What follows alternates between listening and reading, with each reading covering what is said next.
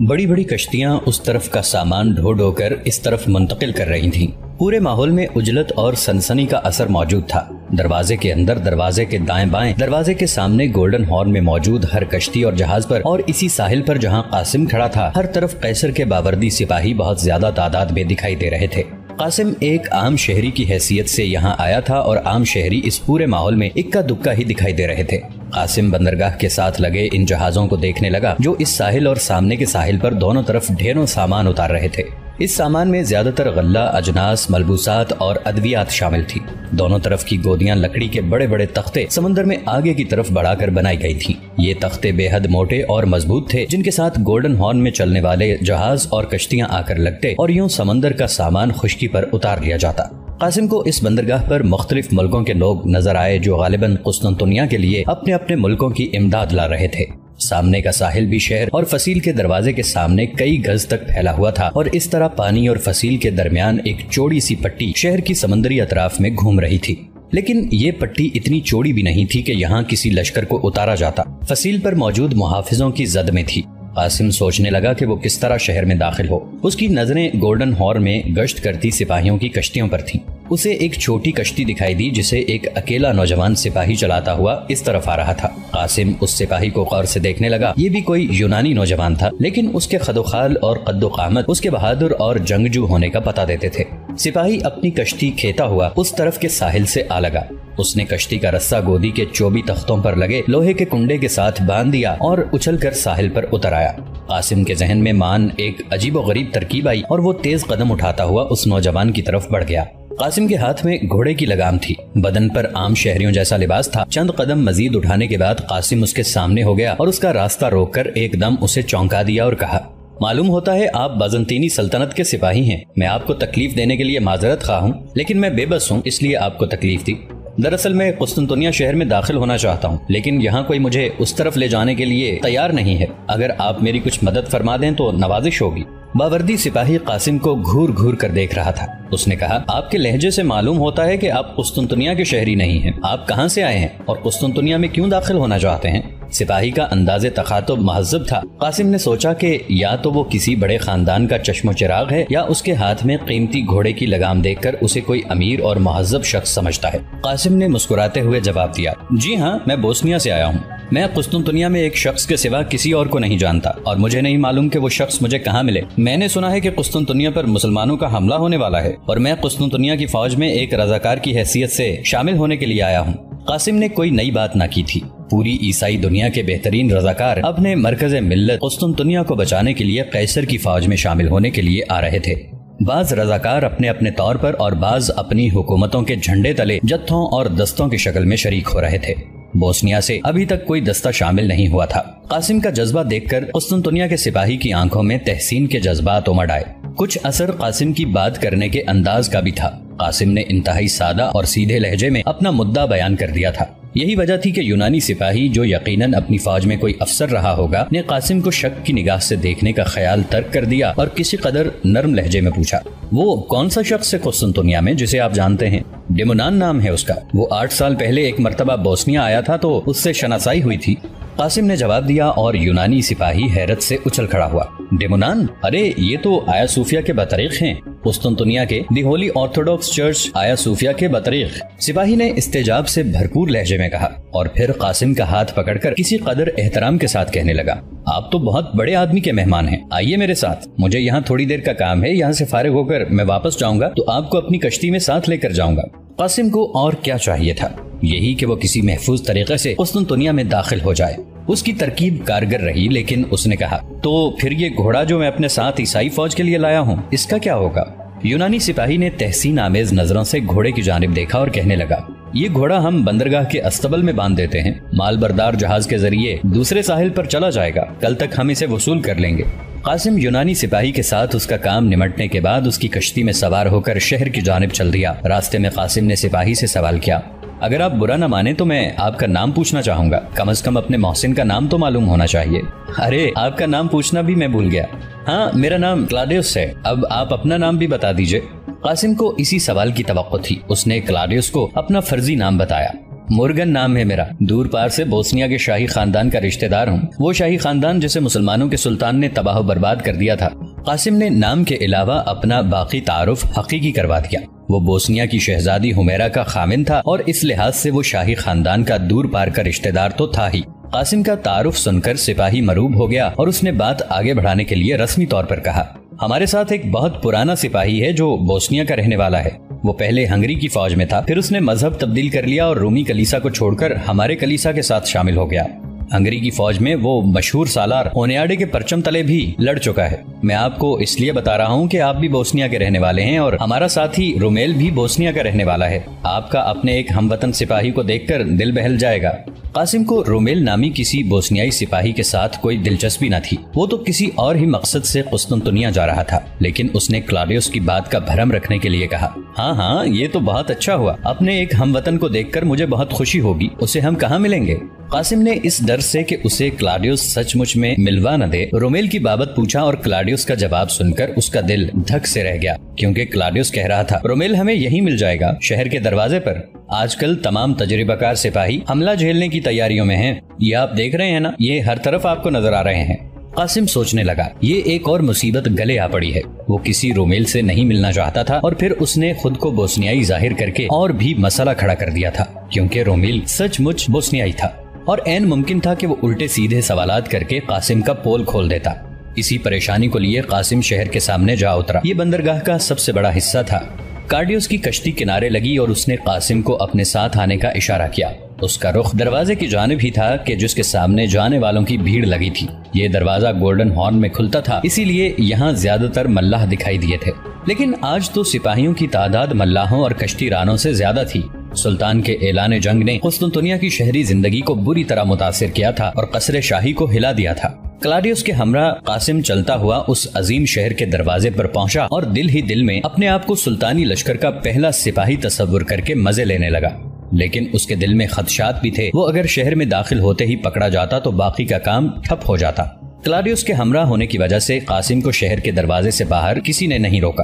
وہ دونوں تیزی سے چلتے ہوئے اس تاریخی شہر کے بلند و بالا دیو قامت دروازے میں جا پہنچے۔ دروازے کی چھت کے نیچے سے گزرتے ہوئے قاسم کی حالت بڑی عجیب تھی۔ دروازے کی بناوٹ سے ظاہر ہوتا تھا کہ بازنطینی سلطنت کبھی بڑی عظیم رہی ہوگی، حالانکہ یہ قسطنطنیہ کا ایک چھوٹا دروازہ تھا۔ سب سے بڑا دروازہ سینٹ رومانس تھا جو خشکی کی جانب تھا، اور وہی شہر کے سامنے کی سمت سمجھی جاتی تھی۔ دروازے کے نیچے سے گزرتے ہوئے قاسم کو ایسے لگا جیسے وہ کسی بلند و بالا اور بہت وسیع و عریض کمرے میں سے گزر رہا ہو۔ قدموں کی آواز سے پیدا ہونے والی گونج اس قدیم عمارت کے دیو مالائی تصور کو قاسم کے ذہن میں مزید اجاگر کر رہی تھی۔ دروازے کے اندر دائیں بائیں فوجی افسروں اور محصول چنگی کے دفاتر تھے۔ کلاڈیوس بے دھڑک تیسرے کمرے میں داخل ہو گیا۔ قاسم کی نبضیں تیز ہونے لگیں۔ وہ دل ہی دل میں حمیرہ سے سنی بوسنیا کی معلومات دہرانے لگا۔ کمرے میں داخل ہوتے ہی اس نے دیکھا ایک لہیم شہیم اور ادھیڑ عمر فوجی افسر اپنے سامنے شہر کا نقشہ پھیلائے چند سپاہیوں سے بات کر رہا تھا۔ کلاڈیوس نے افسر کو پرجوش انداز میں سلام کیا اور فوری طور پر قاسم کا تعارف کروا دیا۔ یہ ہے مورگن، بوسنیا کے سابق شاہی خان کا فرد، قسطنطنیہ کی فوج میں شامل ہونے آیا ہے۔ قاسم نے اندازہ کر لیا کہ یہ پختہ عمر فوجی افسر رومیل ہی تھا۔ قاسم نے بھی آگے بڑھ کر مؤدبانہ انداز میں سلام کیا۔ رومیل قاسم کو دیکھ کر اپنی نشست سے اٹھ کھڑا ہوا اور اس نے پرتپاک انداز میں آگے بڑھ کر اپنے ہم وطن کو گلے سے لگا لیا۔ قاسم کے لیے یہ مشکل صورتحال تھی۔ اس نے خود کو بوسنیائی کہہ تو دیا تھا، لیکن اب اسے کوشش کرنا تھی کہ رومیل کو اس پر کوئی شک نہ پڑے۔ رومیل نے قاسم کو اپنے قریب بٹھاتے ہوئے کہا، آپ کی مہمان نوازی میرے لیے کسی سعادت سے کم نہیں ہوگی۔ میں تو اپنے بوسنیا کے شاہی خاندان کا دل سے معتقد ہوں۔ کلاڈیوس نے اچھا کیا جو آپ کو میرے پاس لے آیا۔ اب بولنے کی باری قاسم کی تھی۔ اس نے کسی قدر سنبھلتے ہوئے کہا، جی یہ تو آپ کی مہربانی ہے، ورنہ اب شاہی خاندان کہاں باقی رہ گیا ہے۔ ہمارے شاہی خاندان کو سلطان مراد خان ثانی کی شمشیر آبدار نے پارا پارا کر دیا ہے۔ دیکھیے آپ سلطان مراد خان ثانی کو کچھ مت کہیے، میں مسلمانوں کے سلطان کا مداح ہوں۔ آپ کو حیرت ہوگی یہ سن کر کہ میرے 7 سالہ بیٹے کا نام سلطان مراد ہے۔ رومیل کی بات قاسم کے لیے بجلی کا جھٹکا ثابت ہوئی۔ وہ رومیل کی بات کا الٹا مطلب سمجھا۔ اس کا دل بیٹھنے لگا۔ اسے یوں لگا جیسے رومیل کی گہری آنکھیں قاسم کو پہچان چکی ہوں، اور اسی لیے رومیل قاسم کے سامنے سلطان مراد کا نام بار بار لے رہا ہے تاکہ قاسم کے دل کا چور پکڑ سکے۔ وہ بری طرح سٹپٹا گیا کہ اب رومیل سے کیا کہے اور کیا نہ کہے۔ رومیل قاسم کے چہرے پر ہونے والی تبدیلیوں کا بغور جائزہ لے رہا تھا۔ یہ بات قاسم کی مزید گھبراہٹ کا باعث ہوئی اور عثمانی سلطنت کا یہ تجربہ کار جاسوس زندگی میں پہلی بار اپنے آپ کو چوہے دان میں پھنسا ہوا محسوس کرنے لگا۔ رومیل قاسم کی حیرت بھانپ چکا تھا۔ کچھ دیر خاموش رہنے کے بعد وہ پھر بولا، ارے آپ تو گھبرا گئے میری بات سن کر۔ آپ فکر مت کیجئے، میں مسلمانوں کا جاسوس نہیں ہوں، خداوند یسوع مسیح کا ایک سچا خادم ہوں۔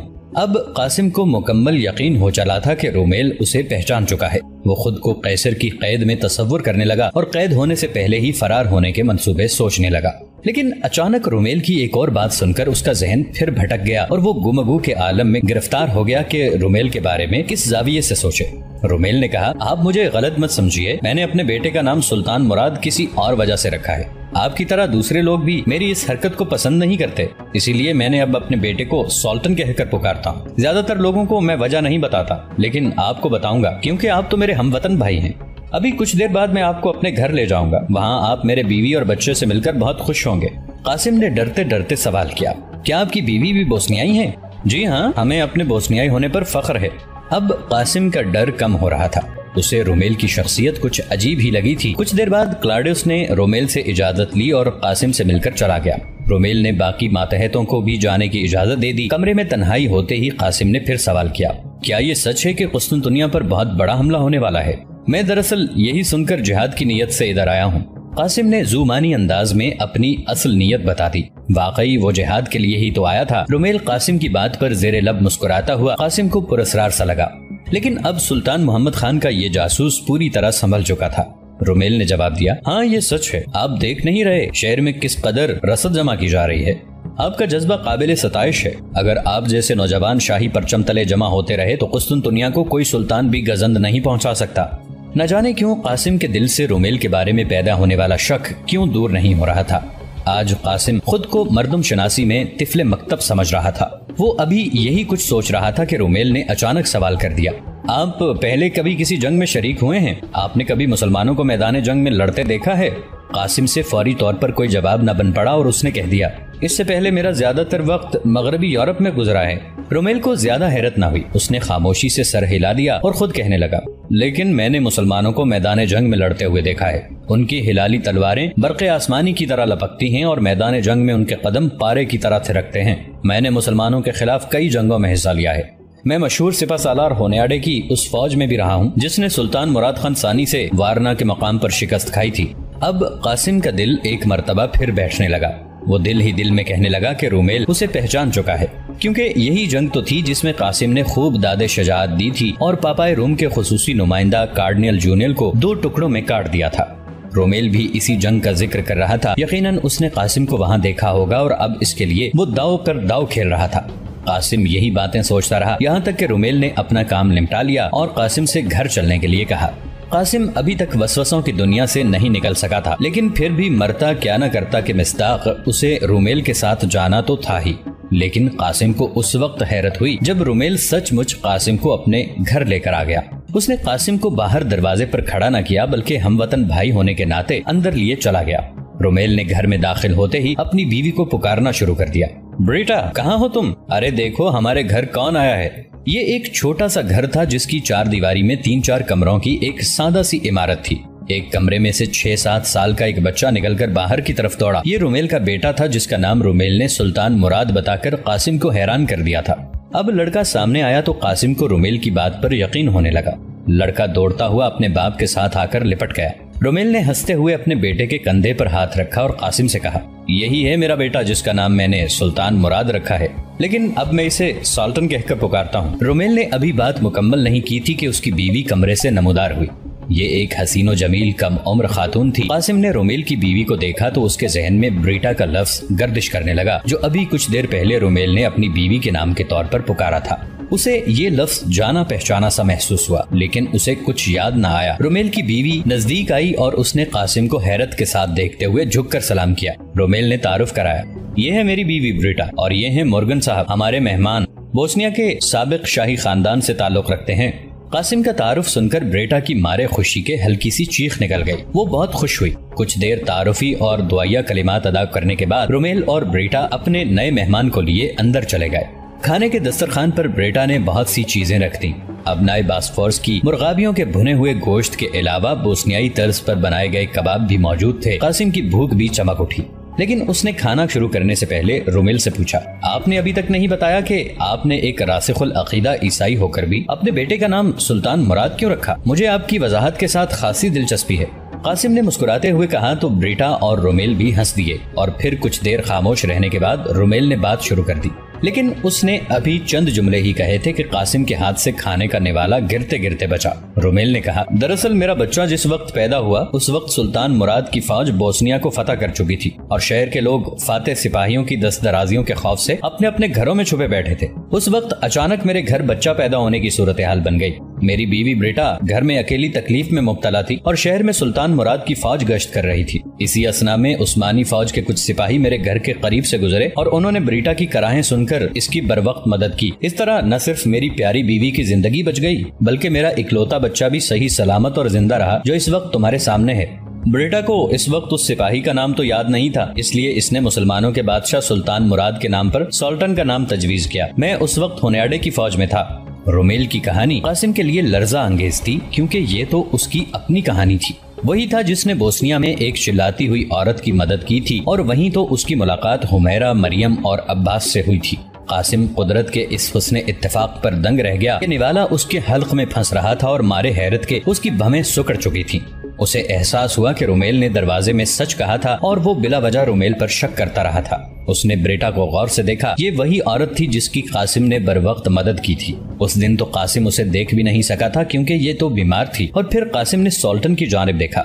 وہ قدرت کے اس عجیب کرشمے پر بار بار حیران ہو رہا تھا۔ قدرت نے اسے کس موڑ پر بریٹا اور اس کے بچے سے ملوا دیا تھا؟ قاسم کی حیرت دیکھ کر رومیل پریشان ہو گیا اور بولا، مورگن گھبراؤ مت، ہم نے صرف اپنے بچے کا نام رکھا ہے تاکہ ایک محسن کا احسان چکایا جا سکے، ہم مسلمان تو نہیں ہوئے، تم کیوں پریشان ہوتے ہو؟ رومیل نے پہلی بار قاسم کو تم کہہ کر پکارا تھا۔ قاسم کو یوں لگا جیسے اس کا بڑا بھائی طاہر بولا ہو، کیونکہ رومیل کے لہجے میں تلقین کی جھلک تھی۔ قاسم نے رومیل کو غلط فہمی میں مبتلا ہوتے دیکھا تو فوراً کہا، نہیں ایسی کوئی بات نہیں، مجھے تو خوشی ہوئی یہ سب سن کر، آپ نے اپنے بچے کا نام سلطان مراد رکھ کر بہت اچھا کیا۔ میں تو صرف حیران تھا عثمانی سپاہیوں کے کردار پر کہ وہ مسلمان ہو کر بھی اور فاتح ہو کر بھی اس قدر اعلیٰ اخلاق کے مالک تھے۔ مسلمانوں کو دیکھنے کا میرا شوق اور بڑھا دیا ہے آپ نے۔ قاسم کو واقعتاً خوشی ہوئی تھی، اب وہ ان لوگوں میں اپنائیت محسوس کر رہا تھا۔ اسے اپنی بیوی حمیرہ یاد آنے لگی جو لازمی طور پر بریٹا کی شناسہ رہی ہوگی۔ عباس اور مریم ہی تو بریٹا کے پڑوسی تھے۔ مریم اس وقت قاسم کے بڑے بھائی طاہر کی بیوی تھی۔ قاسم ان لوگوں کے ساتھ جلد گھل مل گیا، لیکن اس نے اپنے دل کی بات دل میں ہی رکھی۔ قسطنطنیہ اپنے جغرافیائی محل وقوع اور اپنی تہ در تہ تاریخ کے لحاظ سے دنیا کا ایک منفرد شہر تھا۔ اس شہر کے نام بھی مختلف زمانوں میں بدلتے رہے۔ اس کا سب سے قدیم نام زارغراد تھا، پھر میکلا غارد ہوا۔ یونانی اور رومی دور کے ابتدا میں اسے بیزنتا کہا گیا۔ پھر جب تیسری صدی عیسوی میں رومی بادشاہ قسطنطین نے اس شہر کو اپنا پایہ تخت بنایا تو اس کا نام رومی بادشاہ کے نام پر قسطنطنیہ ہو گیا۔ اس زمانے میں اسے روم جدید بھی کہا گیا۔ شروع زمانے کے بازنطینی لوگ اسے ہیپولس کہہ کر پکارتے تھے۔ عربوں نے اپنے دور میں اسے مدینہ الروم کہہ کر پکارا۔ فی الحقیقت اسے رومی سلطنت کی ایک بڑی شاخ کہنا چاہیے۔ روم کا شہر جو اٹلی میں ہے، حضرت عیسیٰ علیہ السلام کی ولادت سے 750 سال پہلے آباد کیا گیا تھا۔ دراصل اٹلی میں ایک دریا ہے جس کا نام ٹائبر ہے، جو شمال کی طرف سے آتا ہے اور روما سے گزرتا ہوا 25 میل نیچے بحیرہ روم میں جا گرتا ہے۔ یہ دریا کبھی شاہراہ تجارت تھا۔ اس دریا کے ذریعے بڑی بڑی اشیاء کو بہا کر اور چھوٹی اشیاء کو کشتیوں میں بھر کر فلورنس سے نیپلز اور بعض دیگر مقامات تک تجارت کی جاتی تھی۔ اس دریا کے کنارے ایک مقام سرسبزی اور دلکشی کی وجہ سے مشہور تھا۔ وہاں تاجر خیمے لگا کر راتوں کو ٹھہرتے تھے اور صبح پھر دریا کے راستے روانہ ہو جاتے۔ ولادت مسیح علیہ السلام سے 750 سال پہلے ان تاجروں نے چندہ کر کے وہاں ایک سرائے بنا دی، جہاں رفتہ رفتہ ایک شہر بن گیا۔ یہی شہر روم کہلایا۔ اس زمانے میں ہر خاندان کا سردار الگ تھا جو خاندانی جھگڑے چکاتا، شادیاں کراتا، ہر معاملے میں حکم چلاتا اور اپنے قبیلے کی بستیوں کو چھوٹے ڈاکوں، بڑے حملہ آوروں سے بچاتا۔ 6 صدی قبل مسیح میں ایک ایشیائی قبیلہ وہاں جا نکلا۔ یہ لوگ تارکنز یعنی تارکین کہلاتے تھے۔ 509 قبل مسیح میں یہاں تارکین نے ایک بہترین حکومت قائم کی۔ یہ یورپ کی پہلی جمہوریہ تھی۔ اس جمہوریہ نے رفتہ رفتہ گرد و نواح کے تمام قبائل کو قابو کر لیا۔ ہمارے اس چینل کو سبسکرائب کر کے نیچے موجود بیل آئیکن کو بھی ضرور کلک کیجیے گا۔ اگلی ملاقات تک کے لیے ہمارا اور آپ کا اللہ نگہبان۔